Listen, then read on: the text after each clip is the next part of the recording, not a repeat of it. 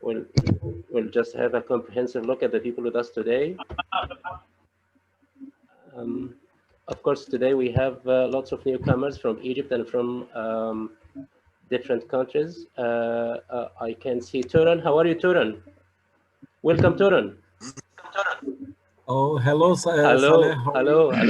How is the weather today? How is the weather today in Turkey? Oh, fine, thank Fine, you. great. Everything's all right. Great, everything's all right. Okay. And now we have only 1 hour difference. In fact, I thought that we were going to start at 9:30 in Turkey.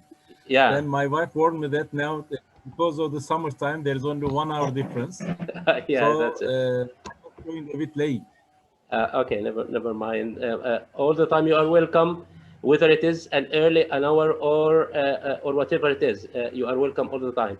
Don from America, how are you? How are you, Don? I think you have to unmute yourself to be able to be heard. Okay, I'll start our webinar today. All of you, welcome. Today, as you see, Rida. Yes, Rida, welcome, Rida. I think you have raised your hand. Would you like to say something? Rida? Evening, my dear senior. Okay. Evening. How are you, dear? How are you, dear? Most welcome. I'm great. I'm great. It's my first time to be here, but inshallah, gonna attend regularly. Yes. Okay. Most welcome. Most welcome to our webinars, dear. Okay. Dear brothers and sisters, dear siblings, all of you, you are welcome to our weekly webinars. I can say that it's an international webinar, and I also call it a family gathering, something like a family gathering.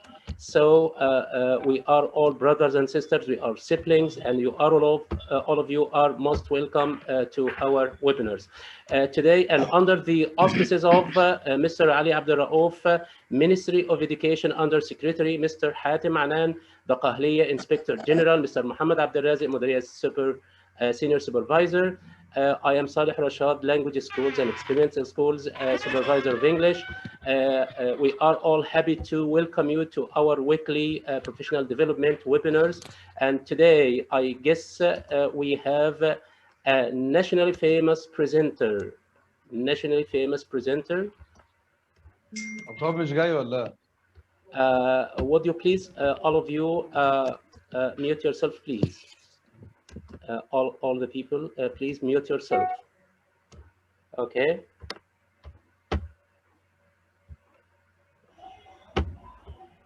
As you see, today we have an international famous professor, Dr. Elena Malashenko.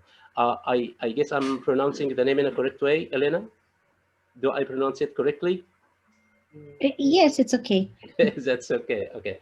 You know the difference between being a native speaker of the language and trying hard to cope with the pronunciation of correct words. Okay. So admitting people again. Okay. Today, as you see, we'll start with quick thinking. Just look at the picture and think with me. And anyone have the answer, just give me a raised hand, please, to have your answer, okay? Think. If we have a barrel of water which weighs 75 kilograms, what must you add to it to make it weigh 60 kilograms? Think. If we have a barrel of water and that barrel of water is 75 kilograms and we would like to make it only 60, what should we do to make it 60 from 75? What should we add? Who can give me the answer? To make a hole. Elena, you have burned it, Elena. Okay. Yeah, that's right. Okay. Mr. Mahmoud Imam, Mr. Mahmoud Imam, would you please mute yourself, Mr. Mahmoud Imam? Yes, I'm very sorry, Mr. I'm very Mr. sorry. Mahmoud Imam, please mute yourself. Mute yourself. Okay. So Elena gave us the correct answer. If we have a barrel of water that weighs 75 kilograms and would like to have it only 60 kilograms, we should only add a little hole, and that little hole would let the water go out, and then we'll have the 60 kilograms. Okay, that's great. Now we are gonna have a look at the last Mr. Rahab, Mr. Rahab Hinedi. Mr. Rahab Hinedi, please mute yourself. Okay, we are going to have a rock capsule at the idiom that we have dealt with the webinar that went in 2 weeks' time. We have talked about the idiom which says beat around the bush. Beat around the bush. Who can remind me what's meant by that idiom? When I say hello, sir. How are you, Mr. Rashad? How are you? Welcome. It's very nice to meet you. I am a Native American English teacher or a native English speaker. So I just wanted to introduce myself briefly if you'd like to send me a message. I was invited to this webinar, so I'm glad to be here. I was just invited 10 minutes ago. Most welcome, dear. Most welcome. And we also have Don Roberts from America. He's a regular guest for our webinars, and you are most welcome. We hold these webinars each 2 weeks, so you are welcome. Just follow our page, or I might send you the link to our webinars in each 2 weeks. Most welcome, sir. I will not beat around the bush. I will be direct. I am Tutor Jack, and I'm happy to be here and assist people. Beating around the bush simply means not being direct. Yeah. When we use this idiom, I don't want to beat around the bush. I wanted to introduce myself and to say that I'm very glad to be here and assist with the webinar any way that I can. Welcome, dear. Welcome. You are welcome. You are a brother, and I usually say this is a family gathering, so you are welcome anytime. And as our dear friend Tutor Jack have told us, the meaning of the word or the idiom beat around the bush, it means that to avoid saying something directly because it's not comfortable. It may hurt. It may be not so comfortable for the people you are talking about. So we usually beat around the bush. We don't say what we'd like to say directly. Like that example in blue, I was afraid that he might get angry if I criticized his performance, so I beat around the bush. And this is what is meant by beat around the bush. Okay, now we are going. Mr. Rashad, Yeah. I have a request for you, please. Yeah, go. When you speak, can you please speak more slowly? And the reason I am asking you to speak more slowly is because I will attempt to invite my students to this webinar. And when we speak too quickly, it shows nervousness. Maybe we are nervous. And many of the people that I invite may not be able to understand you. Okay, dear friend, your advice is in my heart, and then I'm going to just follow your advice. Okay, the next slide that we are going to talk about is the word frequency information. As learners of English, we usually follow the native speakers, and we try hard to have new words by heart. We try to gain. Sorry, admitting people.